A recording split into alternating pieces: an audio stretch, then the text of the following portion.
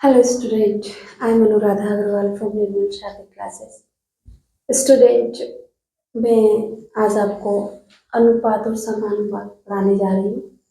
तो अनुपात और समानुपात क्या होते हैं, सबसे पहली बात ये जान लें स्टूडेंट। तो आप जानेंगे कि जब दो राशियों की हम तुलना करते हैं, किसकी? दो राशियों की जब तुलना करते हैं, यानी कि दो किसी एक समान चीजों की जब हम तुलना करते हैं और किस विधि से? भाग विधि के द्वारा, तो वो अनुपात कहलाता है। जैसे कि रुपए की तुलना आप रुपए से कर ले, चाल की तुलना आप चाल से कर ले, जैसे किलोमीटर। मैंने कहा कि एक रेलगाड़ी है ना, और वो 40 किलोमीटर प्रति घंटे की रफ्तार से चलती है। फिर दूसरी रेलगाड़ी है, वो 60 किलोमीटर प्रति घंटे की रफ्तार से चलती है। तो दोनों में अनुपात क्या होगा? तो आप सिंपल से कह देंगे कि एक 40 चलती है किलोमीटर, है ना, प्रति घंटे की रफ्तार से, और दूसरी 60 किलोमीटर की किमी, है ना, प्रति घंटे की चाल से चलती है। तो दोनों का अनुपात, अनुपातों का साइन इस तरह का डबल डॉट के रूप में होता है, जिसे हम रेशियो भी कहते हैं। तो आप इस तरह से लिख सकते हैं। और अनुपात को जैसा मैंने कहा कि भाग विधि से, तो आप बटा के रूप में लिख लें, 40/60 किलोमीटर किमी किमी। तो भाग विधि से आप इस तरह से लिख लें। और किमी से आप किमी को काट दे, एक जीरो से एक जीरो, दो के पहाड़े से चार को दो बार, और दो के पहाड़े से छह को तीन बार। तो आपका उत्तर आ जाएगा 2:3, 2:3। इस तरह से अनुपात क्या है? दो समान राशियां, तो मैंने किलोमीटर किलोमीटर लिखा, तो दो समान राशियां थी। ऐसा नहीं कि किलोमीटर और रुपए आप लिख दें और फिर कहें कि आप मैम तुलना करके बताएं, तो ऐसा नहीं होता है। सिर्फ दो ही राशियां होंगी और दो राशियां भी आपकी बिल्कुल समान होगी। तो मैंने यही लिखा है कि दो राशियों की तुलना भाग विधि से करना ही अनुपात कहलाता है। अनुपात को इंग्लिश में हम क्या कहते हैं स्टूडेंट? रेशियो। क्या कहते हैं? रेशियो। और रेशियो और अनुपात एक ही बात है, और इसको डबल डॉट साइन से इसे दिखाते हैं। तो जैसे कि मैंने आपसे कहा, अगर मैं कहूँ कि उदाहरण नंबर अगर मैं एक की बात करूँ, तो उदाहरण नंबर एक में हमसे लिखा गया है कि ₹3 का 90 पैसे से आप तुलना करके बताओ, इसका अनुपात निकालो क्या होगा। तो बेटा जी, रुपए और पैसे की आप तुलना डायरेक्ट नहीं कर सकते, या तो रुपए को पैसे बना लो या पैसे को रुपए बना लो। तो आप जानते हैं कि एक रुपए में कितने पैसे होते हैं? एक रुपए में 100 पैसे होते हैं। तो 3 × 100 बटा क्या कर दूं मैं? 90 पैसे। तुलना करने के लिए मैं भाग विधि से बटा रूप में लिख दूं। तो देखो, एक जीरो से एक जीरो आप काट दो, तीन के पहाड़े से मैंने 9 काट दी 3 बार, मेरे पास क्या बचा? 10/3। जब मैंने 10/3 इस तरह से लिखा, तो स्टूडेंट उत्तर 10/3 नहीं है, उत्तर यहाँ ऊपर का आप पहले जमाओ, और जो बटा में 3 लिखा है उसको आप पीछे जमा दो, तो 10/3। आप सामान्यतया इस सवाल को ऐसे भी कर सकते हैं, ₹3 = 300 पैसे, अनुपात का साइन लगा दें, और 90 पैसे, दोनों पैसे पैसे हो गए ना, हुआ नहीं हुआ? यहाँ भी पैसे हैं और यहाँ पर भी पैसे हैं। तो आप पैसे को पैसे से काट सकते हैं, बटा में भी काट सकते हैं, यहाँ पर भी एक जीरो से एक जीरो काट दें आप। ठीक है स्टूडेंट, 3 के पहाड़े से इसे 3 बार, और 3 के पहाड़े से इसे 10 बार। तो देखो ना, 10/3, ऐसे करो चाहे ऐसे करो, बात तो बराबर है। आपको मेरी बात अच्छे से समझ में आई होगी, मुझे पूर्ण विश्वास है आप समझ चुके हैं इस बात को। चलो, तो आप देखो, एक और चीज देखो, अगर मैं घंटे की बात करती हूँ, क्या करती हूँ? घंटे की तुलना मुझे घंटे से करना होता है। पर कभी कभी क्या होता है, एग्जामिनर हमसे कहता है कि चलो 2 घंटे, 2 घंटे और 30 मिनट, मैं अपनी तरफ से बता रही हूँ, और 30 मिनट इसके बीच में अनुपात बताओ। तो स्टूडेंट आप क्या करेंगे? आपको पता है 1 घंटा बराबर आपका क्या होता है? 60 मिनट। तो 2 घंटे बराबर क्या होगा? 2 × 60, और बटा में आप 30 करते हैं, या रेशियो का ऐसे करते हैं, चाहे जैसे करें आपकी मर्जी है। तो मैं 30 डायरेक्ट कर देती हूँ, एक जीरो से एक जीरो, और 3 के पहाड़े से एक बार, और 3 के पहाड़े से 2 बार। तो 2×2 = 4/1। तो रेशियो क्या होगा? 4:1, 4:1 आपका उत्तर हो गया स्टूडेंट, उत्तर। तो इस तरह से राशियां आपकी समान होनी चाहिए, तभी आपका अनुपात का नियम लागू होगा स्टूडेंट। अब बात करते हैं कि समानुपात क्या होता है। समानुपात को प्रोपोर्शन कहते हैं। क्या कहते हैं? प्रोपोर्शन। प्रोपोर्शन के लिए आपको, समानुपात के लिए आपके पास में 4 राशियां होनी चाहिए। क्या होनी चाहिए?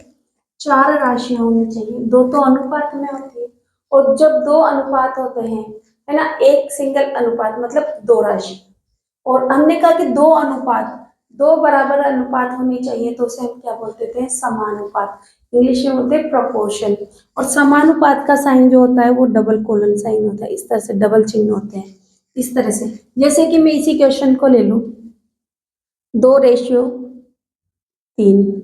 है ना, या फिर मैं कह सकती हूँ कि आप ऐसा करो, 3:4 ले लो, 3:4, और यहाँ पर मैं 9 लिख दूं और आपसे पूछूं कि चौथा पद ज्ञात करो। अब एक और बात आ गई, क्या होगी, क्योंकि अनुपात एक जोड़ा ही हो गया, अनुपात का दूसरा जोड़ा, तीसरे में कह दूं आपसे यहाँ पर x बता दो, तो यहाँ पर मैंने क्या कहा, चार पद होते हैं, कितने पद होते हैं, चार, 1, 2, 3 और 4, क्योंकि दो समानुपात, दो अनुपात होना चाहिए बराबर के, तब समानुपात बनेगा। तो बराबर के लिए अब जब मैंने आपसे कहा कि इसमें चार पद होते हैं, तो इन पदों को कैसे, इसको बोला प्रथम पद, क्या बोला, प्रथम पद, इस दूसरों को द्वितीय पद, क्या बोला, द्वितीय पद या दूसरा पद, ये तृतीय पद, है ना, और ये चतुर्थ पद, क्या बोलेंगे हम, चतुर्थ पद, चतुर्थ पद। तो इसमें एक चीज होती है स्टूडेंट कि प्रथम और अंतिम पद को गुणा कर दो, प्रथम पद, इस सूत्र है इसका, प्रथम पद गुणा अंतिम पद बोलो या चतुर्थ पद, है ना, एक ही बात है, बराबर होगा द्वितीय, द्वितीय पद गुणा तृतीय पद, ये आपस में बराबर होंगे, तभी समानुपात वो कहलाएगा। जैसे कि मैंने आपसे कहा कि अब बताओ इसका ये चतुर्थ क्या होगा, तो आप सिंपली इसको देखो, दो तरह से सवालों किया जाता है, अनुपात हमने कहा बटा के रूप में, तो 3:4 को 3/4 बराबर होगा कितना, 9/x के, आप ऐसा कर ले पहले जो इजी लगे। अब आपको क्रॉस मल्टीप्लाई करना है, 3 को इससे गुणा कर दिया, कितना हो गया 3x, और इसको इससे गुणा कर दिया, तो आप 3 गुणा x भी लिख सकते हैं इस तरह से, 3 गुणा x बराबर होगा 4 गुणा 9 के। तो x को हमें हर सूरत में अकेला छोड़ना होता है, तो ये क्या किस में चला जाएगा, भाग में, 4 गुणा 9/3, 3 को मैं इससे 9 से 9 को 3 से काट देती हूँ 3 बार, तो इन दोनों गुणा किया तो मेरा कितना आ गया 12। तो यहाँ पर जो मेरी x की वैल्यू है वो कितनी हो जाएगी स्टूडेंट, 12, कितनी हो जाएगी 12। चेक करें क्या उत्तर सही है, तो 9 और 4, मैंने कहा क्या कहा कि बीच के जो पद है द्वितीय और तृतीय, इनको गुणा करो, 9 चौक 36, और प्रथम और अंतिम पद को गुणा करो, 3 12 36, तो समानुपात में बराबर हुआ कि नहीं हुआ, 36 36 दोनों तरफ आ गया, आया नहीं आया, सिंपल सी बात है, कितना आसानी से ये भी आपने समझ लिया, आपको बिल्कुल भी परेशानी नहीं हुई होगी स्टूडेंट। चलते हैं हम नेक्स्ट क्वेश्चन की ओर। तो स्टूडेंट देखिए, हमने अभी जो एग्जाम्पल की उसमें एक चीज देखी आप, जब हम अनुपात की बात करते हैं दो राशियों की, है ना, अनुपात में, तो आप देखो जैसे कि कोई भी रैंडमली आप कोई सी भी राशि ले सकते हैं, जैसे कि आपने कहा कि 2:3, ठीक है, कुछ भी ले लें आप, तो 2:3, इस राशि को हम क्या बोलेंगे, ए, और इसको बोलेंगे बी, तो ये क्या हो गया, A/B, है ना, A/B, आपको ये ध्यान रखना होगा इस चीज को, A/B। अब मैंने कहा कि यार दो राशियां होती है अनुपात में, तो A और B आपकी दो राशि होगी, पर जब मैंने आपसे कहा कि समानुपात, क्या कहा, समानुपात, है ना, तो समानुपात में स्टूडेंट क्या होती है, मैंने कहा था आपसे चार राशियां होती है, तो आपने कहा A और B तो होती है, फिर चार के लिए आप दूसरा नाम दे दो C और D, क्या नाम दे दिया आपने, D, तो यहाँ पर आपका क्या होगा, समानुपात हो गई, चार राशियां A B C और D। इस तरह से आपको समानुपात में आपकी चार राशियां, आपको A B C D आपको नाम याद रखने होंगे। और जब हम आपको सपोज करो कि आपको दो कोई राशि निकालनी है, जैसे कि अब मैंने अभी आपको एग्जांपल दिया 2:3, और उसमें समानुपात में कर दूं यहाँ पर 4, है ना, और यहाँ पर कर देती हूँ मैं, यहाँ मैंने किससे गुणा किया, 2 से, तो मैं इसको भी 2 से गुणा कर दूंगी, तो क्या हो गया यहाँ पर अनुपात 6।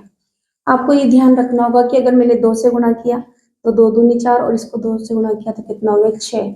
अब मैंने कहा कि मैं यहाँ 6 ना लिखकर मैं आपसे कहूँ कि बताओ यहाँ कौन सी राशि आएगी, मैंने आपसे पूछा कि बताइए आप यहाँ पर कौन सी राशि आएगी, तो आप क्या करेंगे, A/B, इसको A में डाला, इसको बी में डाला, और सी के नाम पर आपने लिखा 4, और डी आपको पता नहीं है। तो मैं यहाँ पर ए की वैल्यू रख देती हूँ 2, बी की वैल्यू मैंने रख दी 3, समानुपात यानी कि बराबर अनुपात कर देती हूँ ऐसा, और यहाँ पर 4 सी में, और डी मेरे को पता नहीं, तो डी को मैं अपॉन में रख दूँ, और मैं क्या करूँ, इसको क्रॉस मल्टीप्लाई करा दूँ, तिर्यक गुणा जिसको हिंदी में बोला जाता है।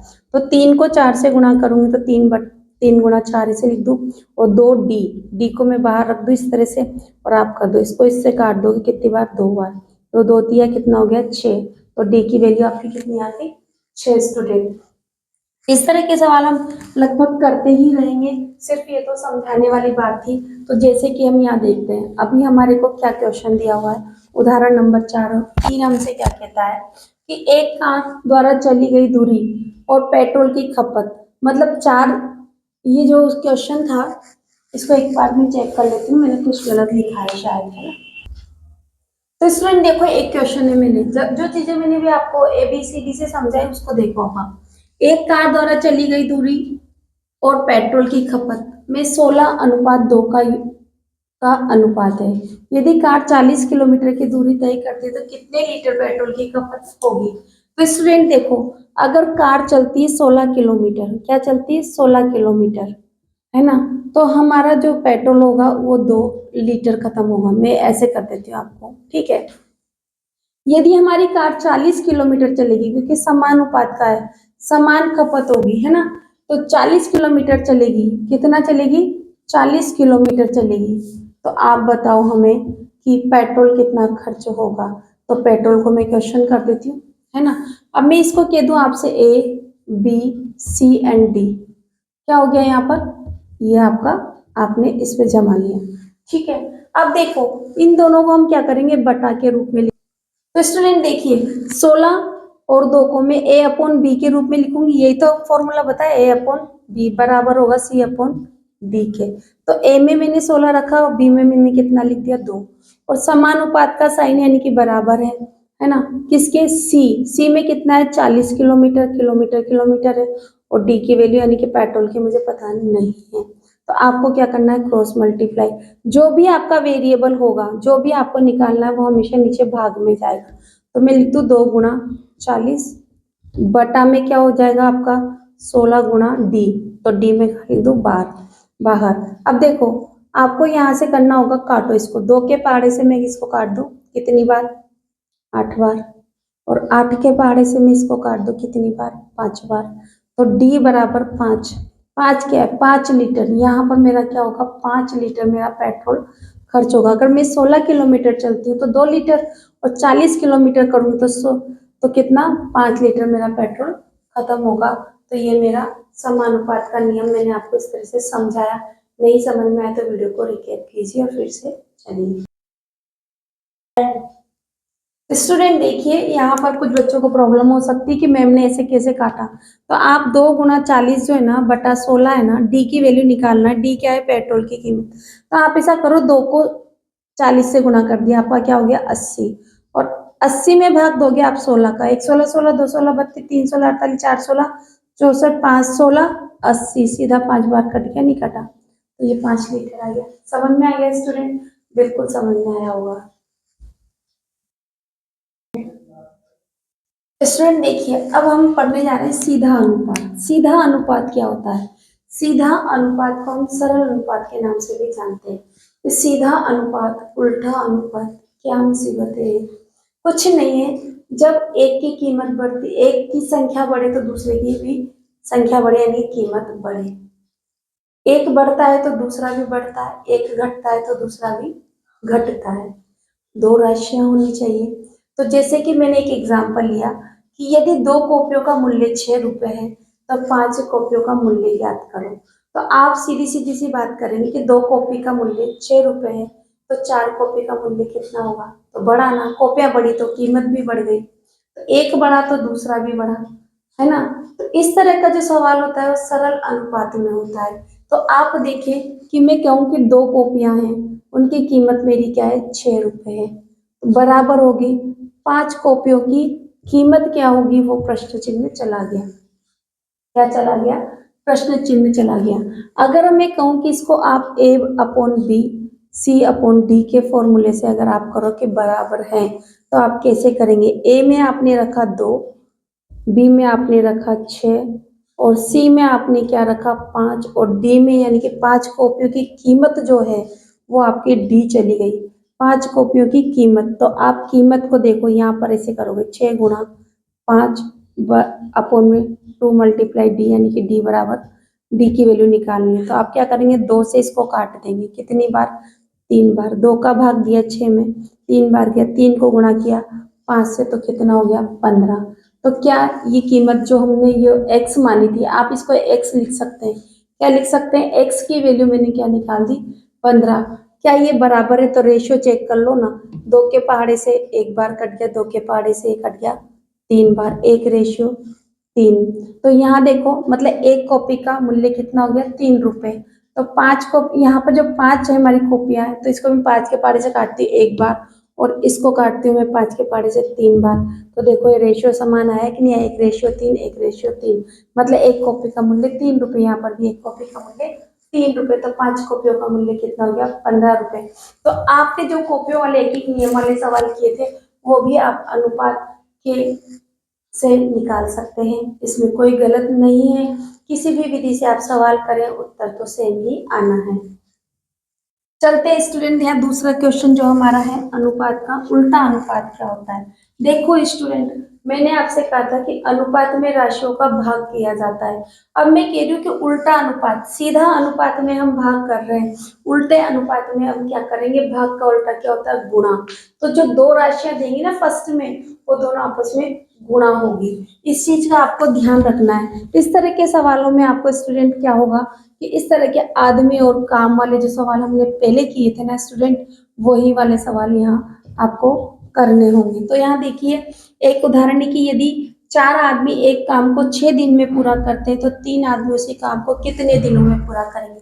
तो देखो अगर आदमी ज्यादा है तो समय कम लगेगा काम करने में, अगर आदमी कम है ना, तो समय ज्यादा लगेगा काम को पूरा करने के लिए।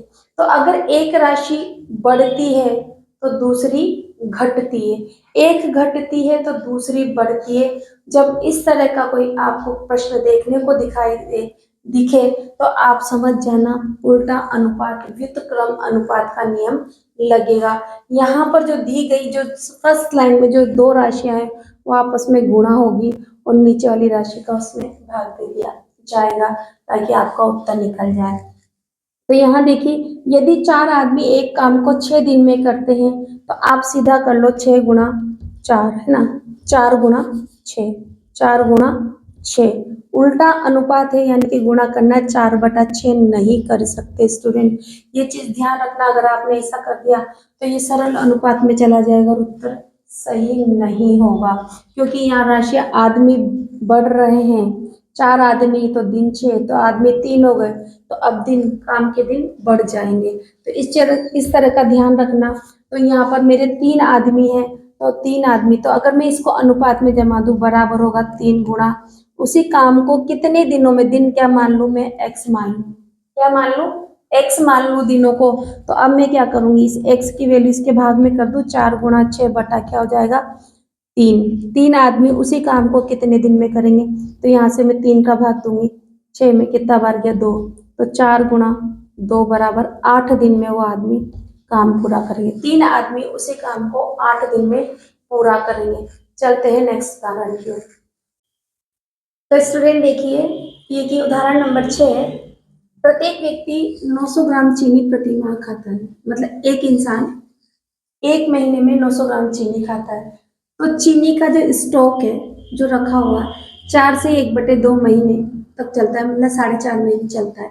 यदि प्रत्येक व्यक्ति 50 ग्राम चीनी पहले से कम खाए, यानी कि 900 ग्राम के में से 50 ग्राम कम कर दे, यानी कि 850 ग्राम ठीक चीनी खाए पहले, है ना, की अपेक्षा 50 ग्राम कम करने के बाद, तो स्टॉक कितने दिन तक चलेगा। तो स्टूडेंट देखिए पहले 900 ग्राम चीनी खाते थे तो 4.5 माह चलता था। अब 900 ग्राम में से 50 ग्राम कम खाता है यानी कि 850 ग्राम खाता है, तो ज्यादा दिन चलेगी, चलेगी ना, बिल्कुल चलेगी। आप समझ चुके हैं। तो अगर मैं इसको ऐसे ही जमाऊं पहले की तरह, कैसे, मैं कहूँ कि 900 ग्राम चीनी खाता है, 900 ग्राम चीनी खाता है, कितने दिन में खाता है? 4.5। 4.5 माह का मतलब क्या हो जाता है स्टूडेंट? इसको सही भिन्न में बना ले, दो दूनी दो चौक 8 और 1 9/2, तो 9/2 महीने तक स्टॉक चलेगा, मतलब चीनी ये हो गई आपकी स्टूडेंट, यहाँ 9/2 है ना। तो यहाँ देखो बराबर किसके होगा? चीनी तो वही है ना मेरी, 950 ग्राम चीनी है जो थी, 900 ग्राम चीनी जो है, अब 50 ग्राम में कम कर दूंगी तो कितना हो जाएगा? 850 ग्राम चीनी हो जाएगी। तो 850 ग्राम चीनी मेरी कितने दिन चलेगी? तो मुझे दिनों की संख्या बतानी है, तो बराबर में क्या होगा? 850 ग्राम चीनी कितने दिनों तक चलेगी? तो दिन को हम मान लेते हैं x, तो बराबर हो जाएगा। अब आप क्या करोगे? क्रॉस मल्टीप्लाई करा दो, बटा 1 करके ये इसके साथ चला जाएगा, तो 2 गुणा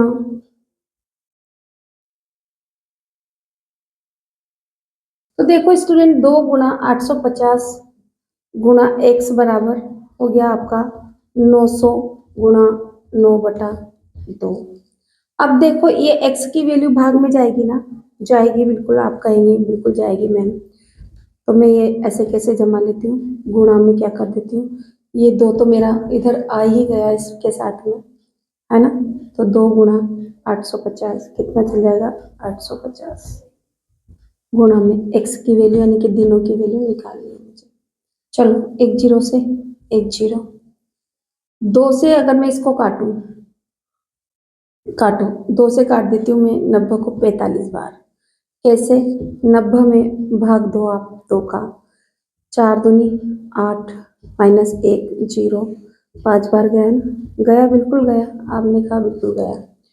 अब देखो यहाँ पर 5 के पहाड़े से 45 कट सकते हैं, 9 पंजे 45 और 1 पंजे 5, 85 में मैं 5 का भाग दूंगी तो 1 पंजे 5, 3 उतारे 5, 7 पंजे 35, तो ये कितना? 17 बार हो गया। अब आपका कितना बचा? 9 गुणा 9/17, तो 9 गुणा 9 मतलब 81/17। तो आपको दिन में कन्वर्ट करना है तो आप क्या करेंगे?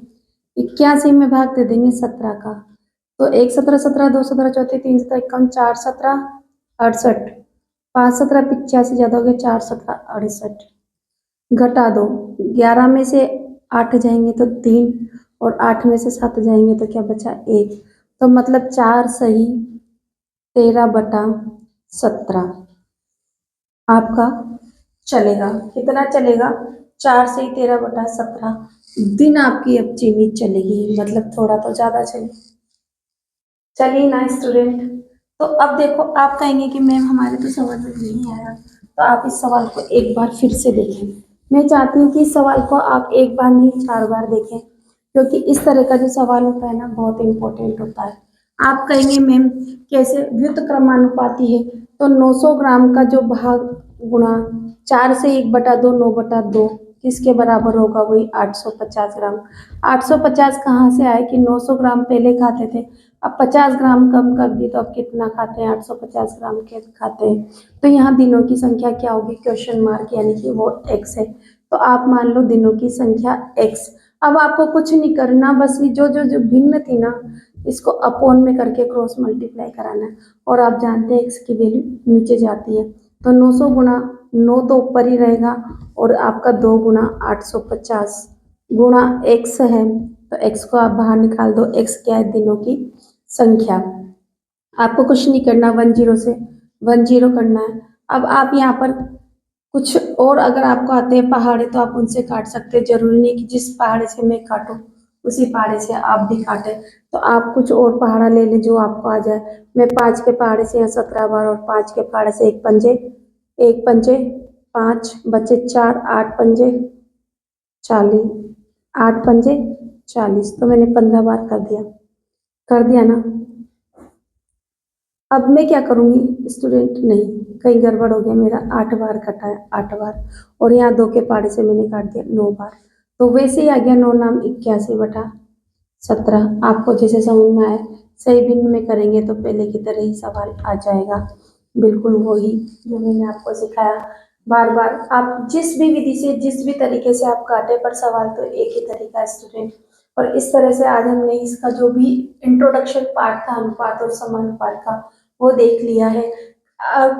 अब नेक्स्ट दिन हम इसकी प्रश्नावली करेंगे, जो कि बहुत इजी है, बहुत बिल्कुल भी दिक्कत नहीं है। जिसने एक एक नियम पढ़ा हुआ है उसके लिए प्रश्नावली बिल्कुल भी टफ नहीं है।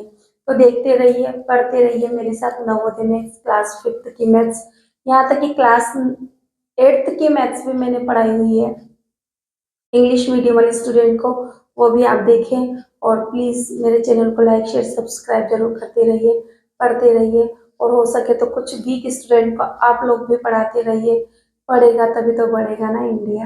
Thank you for watching my channel.